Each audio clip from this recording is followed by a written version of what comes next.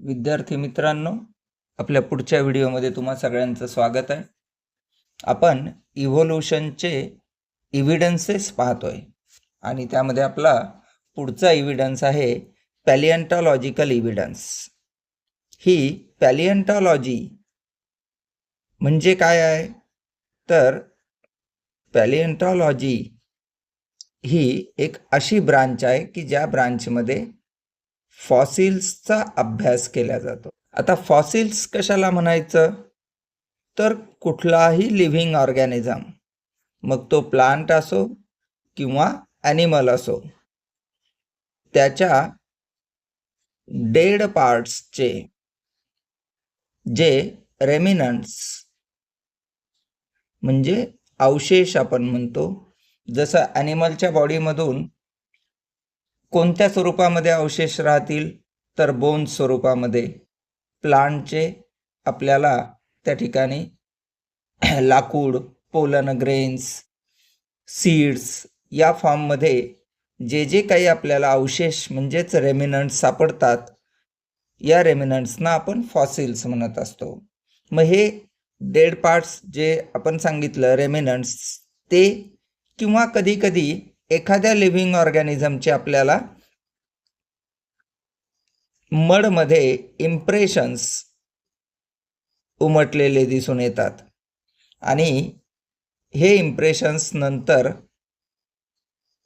Rock फॉर्ममध्ये त्या मडचं conversion झाल्यामुळे दगडांमध्ये पक्के आपल्याला त्या ठिकाणी तयार झालेले ठसे दिसून येतात. मग असे इम्प्रेशन्स किंवा डेड बॉडी पार्ट्स ज्यांना आपण रेमिनंट्स म्हणतो, तर या रेमिनंट्स आणि इम्प्रेशन्स जे आपल्याला अर्थ क्रस्टमध्ये म्हणजे जमिनीच्या आतमध्ये आपल्याला दबलेले दिसतात,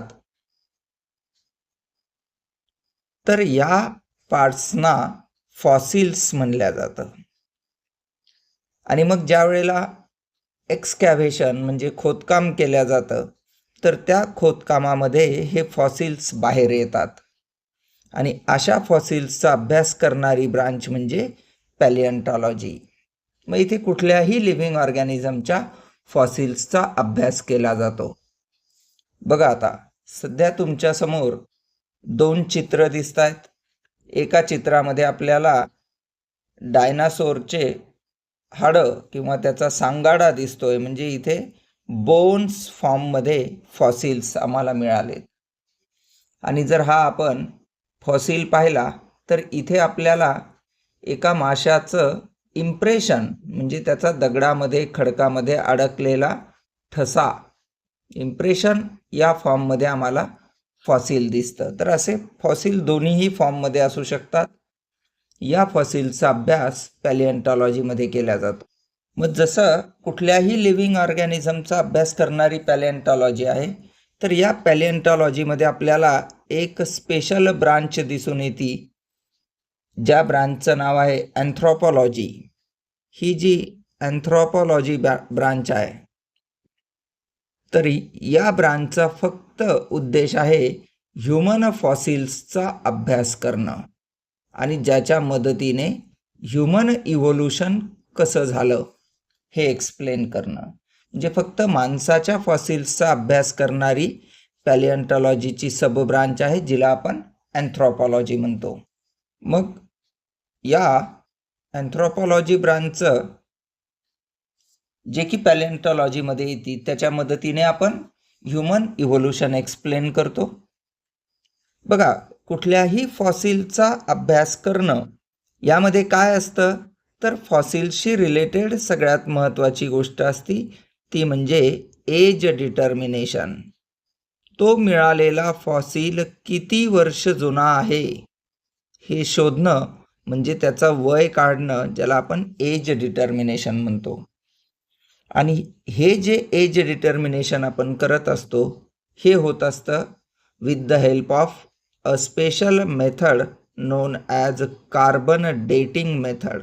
ही जी कार्बन डेटिंग मेथड आहे, तर ही मेथडसुद्धा आपल्याला हिचाही अभ्यास करायचा आहे आणि त्याच्यासाठी आपण एक पुढचा छोटासा व्हिडिओ तयार करणार आहोत, ज्यामध्ये आपण इन डिटेल कार्बन डेटिंगबद्दल बघूत. या कार्बन डेटिंगमुळे आपल्याला जेव्हा मिळालेल्या वेगवेगळ्या फॉसिल्सचं वय आपल्याला कळतं किंवा आपण त्याचं एज डिटर्मिनेशन करतो, मग याच्या मदतीने आम्ही हे समजून घेऊ शकतो की इव्होल्युशनची सिक्वेन्स काय असणार आहे किंवा त्या ठिकाणी कोणत्या सिक्वेन्सने इव्होल्युशन झालं असेल हे आपल्याला लक्षात येतं. सरळ साधी यामध्ये आपण विचार करू शकतो की ज्या मिळालेल्या फॉसिलचं वय सगळ्यात जास्त आहे तो लिव्हिंग ऑर्गॅनिझम आधी तयार झाला असेल, त्यानंतर त्याच्यापेक्षा कमी वय असणारा, त्यानंतर त्याच्यापेक्षा कमी वय असणारा. मग या पद्धतीने कोणत्या सिक्वेन्सने लिव्हिंग ऑर्गॅनिझमचं इव्होल्युशन झालं हे आपण या फॉसिल्सच्या एज डिटर्मिनेशनने आपण समजून घेऊ शकतो. आणि मग ज्यावेळेला आम्ही या पद्धतीने आतापर्यंत सापडलेल्या फॉसिल्सचं एज डिटर्मिनेशन केलं तर आपल्याला त्यामध्ये एक लक्षात येतं की आज प्रेझेंट असणारे जे व्हर्टिब्रेट्स आहेत, व्हर्टिब्रेट्स कोणाला म्हणतो आम्ही, तर ज्या लिव्हिंग ऑर्गॅनिझम्सना पाठीचा कणा आहे त्यांना आम्ही व्हर्टिब्रेट्स म्हणतो. मग हे व्हर्टिब्रेट्स कोणापासून डेव्हलप झाले, तर हे इनव्हर्टिब्रेट्सपासून डेव्हलप झाले, म्हणजे पाठीचा कणा नसणारे प्राणी. मग याच्या कशा पद्धतीने आम्ही या कन्क्लुजनवर आलो असू, तर आम्हाला सरळ लक्षात येतं की इनव्हर्टिब्रेट्सचे जे फॉसिल्स मिळालेत त्यांच्यावर जेव्हा आम्ही कार्बन डेटिंग केली तर इनव्हर्टिब्रेट्सचे फॉसिल्स हे जुने, जास्त वय असणारे होते आणि त्यांच्या तुलनेमध्ये व्हर्टिब्रेट्सच्या फॉसिल्सचं वय कमी होतं. त्यांच्या तुलनेमध्ये हे नवीन होते. याचा अर्थ स्वाभाविक आहे की इनव्हर्टिब्रेट्स आधी तयार झाले आणि व्हर्टिब्रेट्स नंतर तयार झाले. मग यावरून जर का आम्ही सिक्वेन्स शोधायचा प्रयत्न केला तर आम्हाला असं लक्षात येतं की आपण जितक्या खोलीवरून, म्हणजे ज्या डेप्थवरून आपल्याला फॉसिल्स मिळालेत त्या डेप्थच्या मदतीने सुद्धा आम्ही सिक्वेन्स ऑफ इव्होल्युशन त्या ठिकाणी ठरवू शकतो, डिटरमाइन करू शकतो. जसं की इनव्हर्टिब्रेट्सचे जे फॉसिल्स आहेत तर हे आम्हाला सगळ्यात खोलवर मिळालेले आहेत, म्हणजे सगळ्यात आधी इनव्हर्टिब्रेट्स तयार झाले. त्यानंतर मिळालेले फॉसिल हे पायसेस या क्लासमध्ये, म्हणजेच फिश, माशांच्या कॅटेगरीतले ॲक्वॅटिक ऑर्गॅनिझम यांचे मिळतात, म्हणजे इनव्हर्टिब्रेट्सपासून पायसेस तयार झाले असतील. त्यानंतर आम्हाला त्यांच्यापेक्षा वरच्या थरामध्ये ॲम्फिबियन्सचे फॉसिल्स मिळालेत.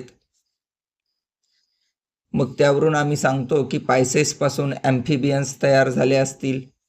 आणि या ॲम्फिबियन्सपेक्षा वरच्या लेयरमध्ये आम्हाला रेप्टाईल्सचे फॉसिल्स मिळतात. यावरून रेप्टाईल्स हे त्यांच्यानंतर तयार झालेले असतील.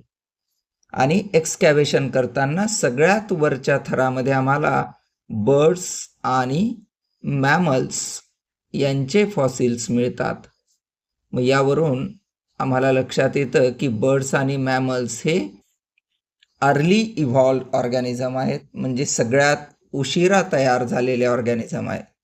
मग ही जी काही इव्होल्युशनची सिक्वेन्स आहे, ही इव्होल्युशनची सिक्वेन्स आम्ही कशाच्या मदतीने शोधतो, तर एक्सकॅव्हेशन करताना depth at which fossils are obtained, ज्या डेप्थवर आम्हाला फॉसिल्स मिळाले आहेत त्यावरून सुद्धा आम्ही सिक्वेन्स ऑफ इव्होल्युशन सांगू शकतो.